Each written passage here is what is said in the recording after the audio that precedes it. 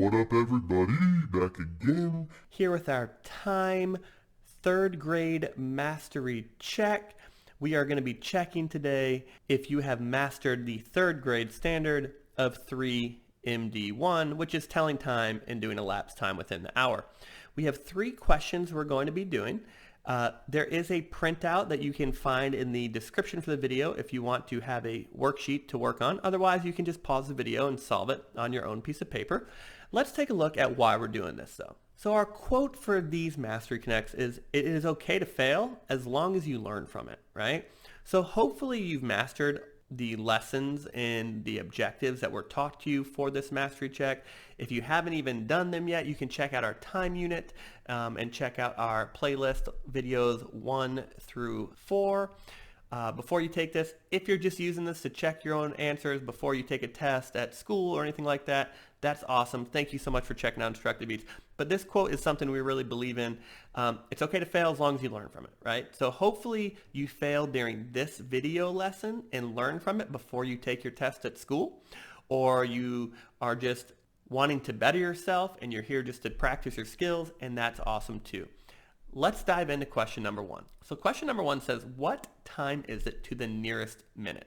So if you have the sheet in front of you and you've already done it, just keep playing this video and check your answer. If not, go ahead and pause the video and then push play and we can check your answer together.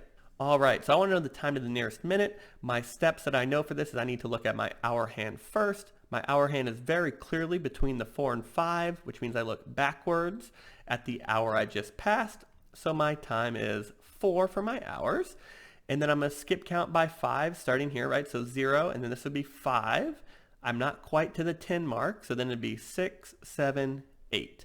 So my time is 4:08, and PM or AM we didn't really talk about. This should be your time. If you did not get that, go back and rewatch a lesson if you couldn't figure out what you did wrong. Okay, take a look at our steps for reading a clock. You can see the lesson video link up here. Okay, so go ahead and watch that.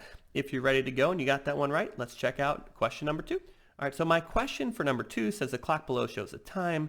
That's an awesome clock I made. How many more minutes until 3 p.m.? So this is a word problem, so I'm going to follow my sides check strategy. If you don't know what that is, check out this video link up here. We'd love to have you watch it. And so my statement's going to say, it is blank minutes, right, until 3 p.m. Now, we're not trying to trick you. This clock should have said p.m. and that's okay. We made a mistake. We're going to learn from it for the next video, okay? So I know I'm looking for anything about minutes or time, which is why I circle 3 p.m. I don't need to circle my clock because it's already there. I'm looking for the elapsed time between 2:18 and 3 p.m. So to develop that plan, if I'm doing it the way we worked on in our videos, I have a start time, I have an elapsed time, and I have an end time. My start time, not smart time, is 2:18 p.m. I don't know my elapsed time because it's asking me how many minutes until 3, right? And my end time is 3 p.m. So I've developed my plan. Now I want to use my timeline to help me keep track of my elapsed time using my mountains and hills strategy. So I know it's 2:18. If I'm following my steps, the first thing I want to do is get to the next friendly number, which is going to be 2:20, and that would be a 2-minute interval. So I'm going to go ahead and put 2 minutes right there. Now I know that I need to go all the way to 3. So some of you might have taken 10-minute jumps. Some of you might have taken the jump all the way to 60. That's okay. I'm going to go to 50 first. Okay, so I'm going to take my big jump right here, and I'm going to go to 250. All right, and that's obviously going to be 30 minutes. That's a 5. So I need to keep track of my elapsed time. That's 30 minutes.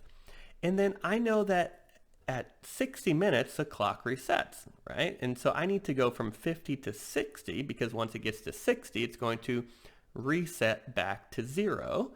And so I know that I need a 10-minute hill, which will take me to 3 p.m.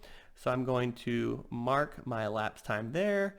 And when I add it up, my answer was 42. Sorry, let me go up. 42 minutes until 3 p.m. So that's how you solve that question. If you did it differently, but you have the correct answer, that's fine, as long as you're developing your plan and showing your work somehow. Let's take a look at the last question. And again, this is a word problem, so I'm going to put my side check strategy down on the side so I can cross it out. And my statement says, what time did he leave to go to the bank? So my statement's going to say, he left at blank. Okay, and I know this is going to be a time, so he left at blank to go to the bank. So now I've done my statement. This is my guiding light. I'm going back and looking for anything about time and anything about the bank. So William got back from the bank at 4:47 p.m. It took him 29 minutes to get there and back. Now I know this is an elapsed time problem, so I need to develop my plan. Now the elapsed time is always easy. That's obviously going to be 29 minutes because that's the one that doesn't look like a time. 4:47, is that my start time or my end time? Again, we're looking at the event, and the event was going to the bank and coming back. So if he got back from the bank, that means his event is over, which means that is my end time, and you're looking for your start time. So now we're going to solve this using our mountain and hills strategy. Draw my timeline. I know William ended his trip at 4:47, okay?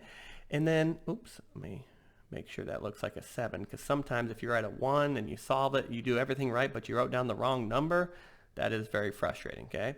So the first thing I want to do, as always, is get to my next closest friendly number, which is going to be 40. So I'm going to take a 7-minute hill and get to 440. My next, let me erase that. So now I have 22 minutes. Now I want to take a big chunk out. So a big chunk could be 20 minutes. So I'm going to take 20 minutes here, okay? And that's going to take me to 420.